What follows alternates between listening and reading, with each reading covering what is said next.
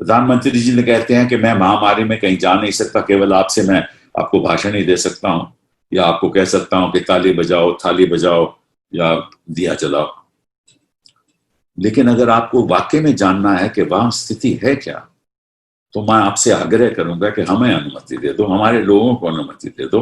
हम उन जगह पे चले जाएंगे, अस्पतालों में चले जाएंगे जहां व्यवस्था क्या है, हम क्वारंटाइन सेंटर में चले जाएंगे और आपको जूम के द्वारा कनेक्ट कर देंगे, तो तुरंत आपको पता चल जाएगा। फिर आप सब देश को संबोधित करना और आपकी मन की बात बताना, दिल के विचार बताना और मन की बात भी बताना। जब किसी ने आरटीआई किया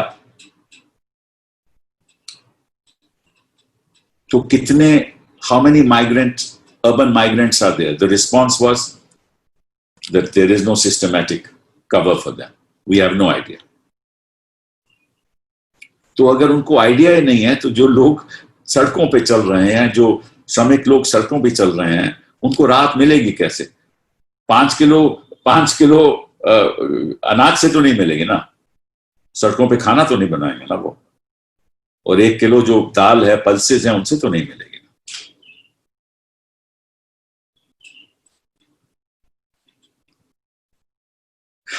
स्वान रिपोर्ट ये भी कहती है कि 64% of stranded workers said that they have less than 100 rupees left with them. ये लोग सड़कों पे जा क्यों रहे हैं? क्योंकि 2-2.5 महीने से यहां हैं, शहरों में पड़े हुए हैं, जा सकते नहीं। जो थोड़ा बहुत पैसा कमाते थे वो भी खत्म हो गया।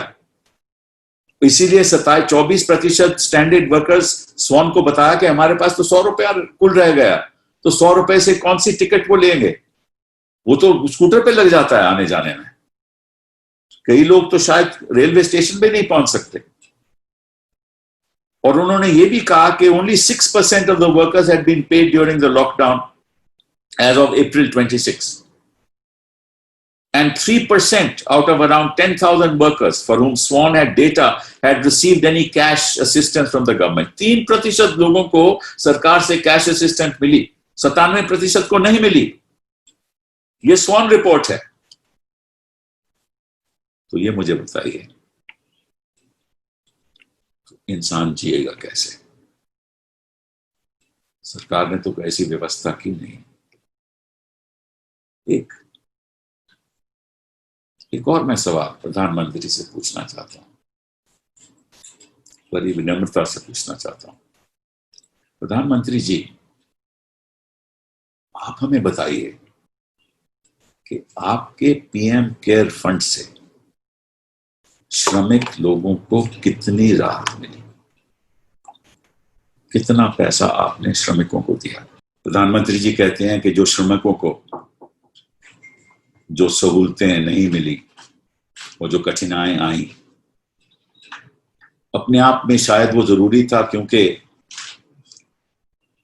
हम चाहते थे कि कोई महामारी ना हो, लेकिन उसके दृश्य तो हम देख ही रहे हैं और आप पत्रकार लोग घर में दिखा ही रहे हैं। और प्रधानमंत्री ने आखिर में, उनका 10वां पॉइंट ये था कि मैंने तो 20 लाख का इकोनॉमिक पैकेज दिया। और वित्त मंत्री ने कहा कि वो that represented 10% of GDP, when all economists around the world and within us have said that that only represented 1% of GDP.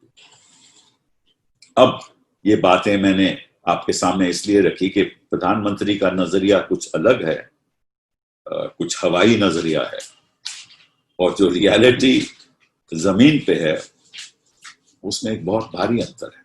वो रियलिटी मैं आज आपके सामने, आपके द्वारा,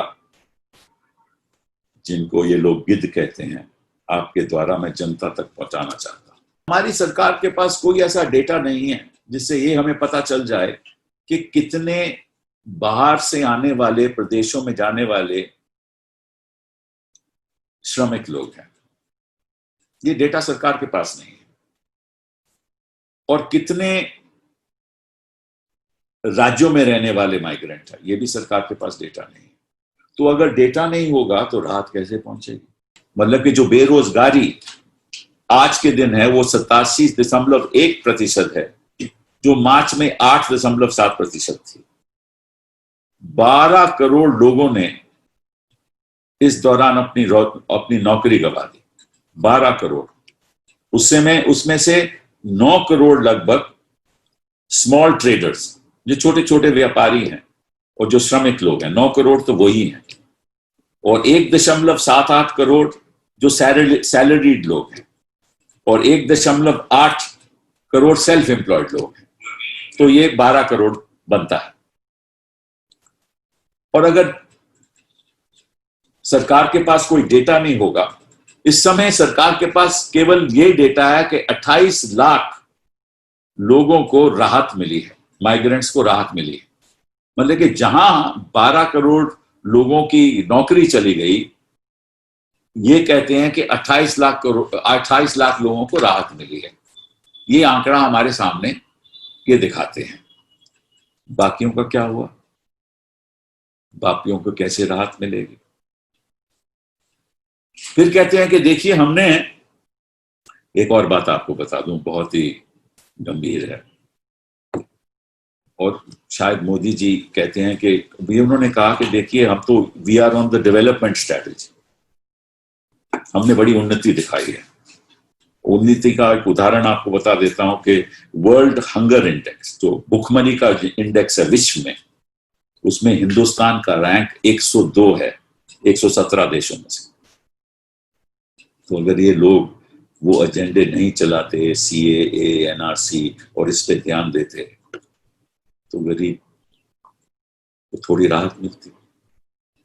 लेकिन ये तो गरीब में भूले हुए हैं, ये अपनी सोशल डिस्टेंसिंग रख रहे हैं गरीबों के साथ।